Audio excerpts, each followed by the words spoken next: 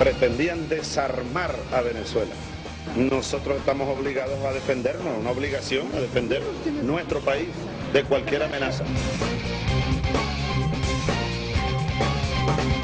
El nuevo plan de estrategia de defensa brasileño supone un rearmado de liderazgos y alianzas. Los recientes descubrimientos de depósitos masivos de petróleo le hicieron revisar sus políticas militares y volver a calcular su ventana de oportunidad geopolítica. Brasil dio el primer paso junto con Francia. En un acuerdo firmado en febrero por Lula da Silva y Nicolás Sarkozy, el país europeo se convertirá en el principal proveedor de recursos para la Marina brasileña. O presidente Sarkozy defendeu que o Brasil faça parte do Conselho Permanente de Segurança da ONU. O presidente Lula disse que Brasil e França vão dar um exemplo ao resto do mundo no que se refere a desenvolvimento e meio ambiente.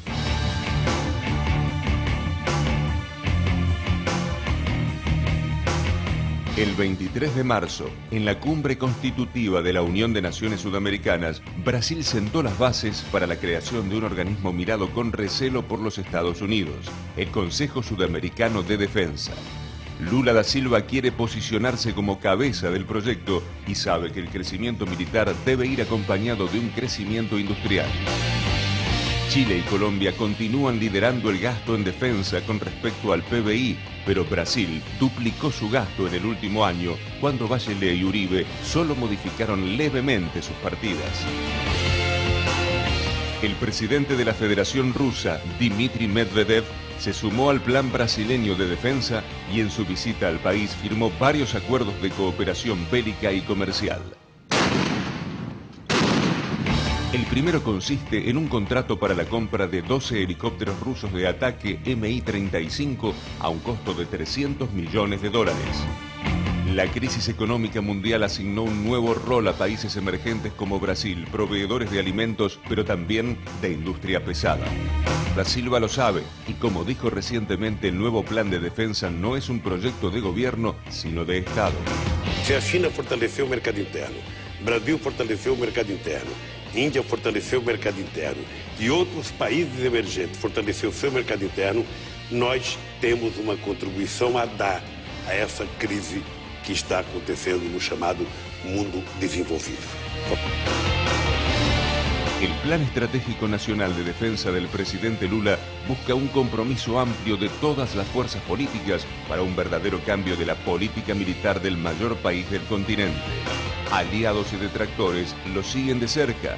El gigante latinoamericano está planificando nada menos que una inversión de $3.000 millones en defensa que serán gastados hasta finales de 2010.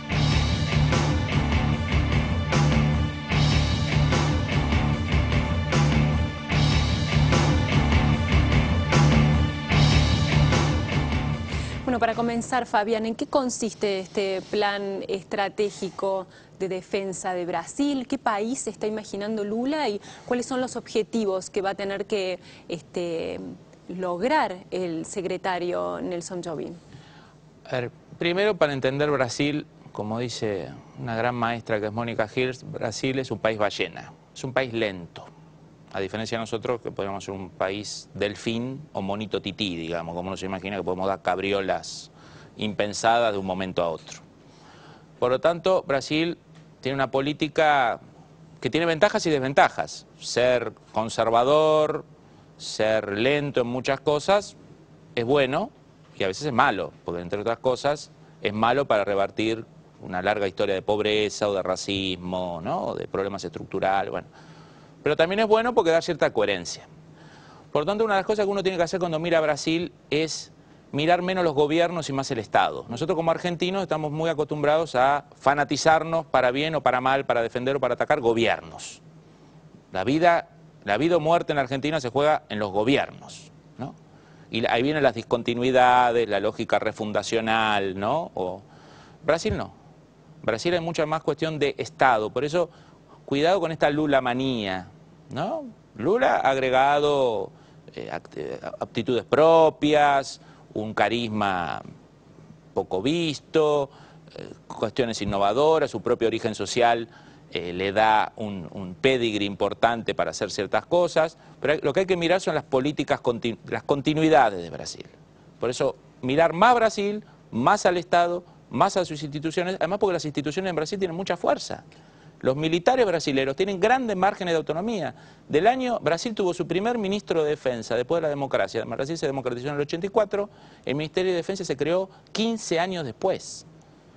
Y del año 99, que se creó el ministerio, hasta el 2007, todo ministro de defensa brasilero civil que se peleaba con uno de los jefes de la fuerza, el que se iba a su casa jubilado, era el ministro, no el jefe del ejército, ¿no? E Itamaraty, la Cancillería, tiene mucha fuerza. Digamos, las instituciones en Brasil, las propias burocracias tienen mucho poder y eso les da continuidades a las políticas. El proyecto de defensa de Brasil es algo que Lula le encomienda al ministro de Defensa Jobim, que creo que es el primer ministro de Defensa en serio que tiene Brasil, o que aspira a ejercer como ministro de Defensa, de pensar una política de defensa de mediano y largo plazo para Brasil. En septiembre del año 2007 se le encarga con la orden de entregarlo en septiembre del 2008. En septiembre del 2008 se iba a anunciar y finalmente no se anunció. O sea, ahora se dice que se va a anunciar en diciembre. ¿Por qué? Porque las burocracias son fuertes en Brasil. Y muchas de las ideas, hubo dos personas claves en la planificación. Uno es el ministro de Planificación, que es Mangabeira Unger. Es un ciudadano brasilero-americano, profesor de Harvard, tuvo de alumno Obama, así que ahora está de moda, porque todo el mundo dice fue profesor de Obama en Harvard. Un hombre de un intelecto muy fuerte, con ideas muy progresistas, ¿no? Que la verdad que incorporó un montón de cosas revolucionarias en la defensa. Por ejemplo, que hagan el servicio militar lo hagan todos en Brasil, no importa las clases, no solo los pobres. O que haya más mujeres en las Fuerzas Armadas, que se haga servicio militar femenino, para hacer no tareas militares, pero sí de sostén logístico a las Fuerzas Armadas, ¿no? Un conjunto de proyectos que no es para un país ballena y conservador como Brasil. Entonces ahí lo que hay es una interna entre Jobim, que quiere un plan menos innovativo, y Mangabeira Unger, que quiere un plan más innovativo. Desde septiembre hasta hoy, lo que seguramente va a pasar es que Jobim ha dejado que Mangabeira se desgaste con los militares, que no quieren las reformas de él, y lo que se anuncia en diciembre va a ser algo mucho más parecido a lo que quieren los militares, o sea, menos revolucionario, quieren más plata, quieren más previsibilidad futuro, quieren incorporación de medios, pero tampoco quieren hacer nada muy exótico, digamos, ¿no?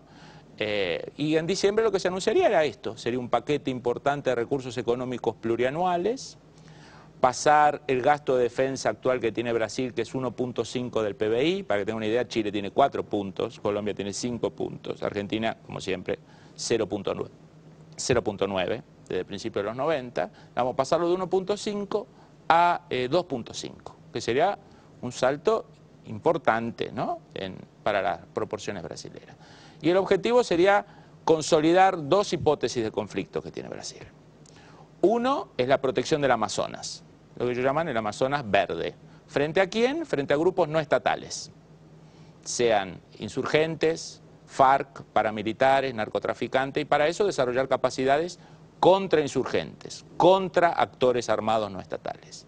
Y también contra ellos, lo que ellos llaman la injerencia de una potencia extrarregional, que todo el mundo es un eufemismo que utilizan para hablar muchas veces de Estados Unidos, ¿no?